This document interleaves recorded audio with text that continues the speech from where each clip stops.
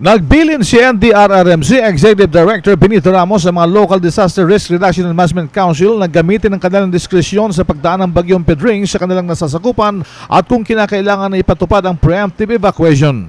Yung discretion ito ng local government ito dahil they are demand on the ground. Yung prinsipyo ng ICS, yung incident command system, yung provincial governor at saka yung local mayor ang magdesisyon nito kung kailan sila mag-force evacuation dahil mas alam nila yung sitwasyon sa lugar. Meron ng preemptive evacuation yung limang munisipyo nito. Ito yung mga munisipyo west of the Mayon Volcano. Lahat ng lahar kasi dyan, hindi lang basta tubig ito. Yung lahar, bababa lahat dyan dahil maraming deposito dito sa Mayon Volcano.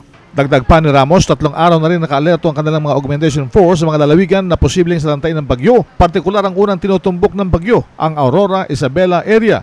Posibleng magbago umano ang tinatahak ng bagyong Pedring. So yung behavior nito ay hindi natin alam kung didiretso ng kagaya niyan at tutumbugin niya yung Baler or yung area ng Isabela.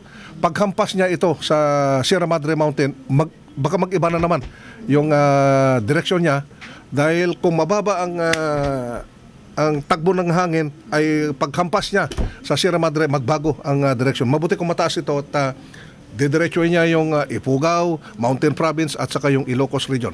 So sa ngayon, hindi pa natin alam, basta ang babala natin ay westward ang direksyon niya so far. Inabisyuhan din ni Ramos sa masasakyang pandagat na iwasan na ang paglalayag sa silangang bahagi ng Luzon dahil sa malalakas na alon na dulot ng bagyo. RH911, Bing Formento ng DCRH Nationwide.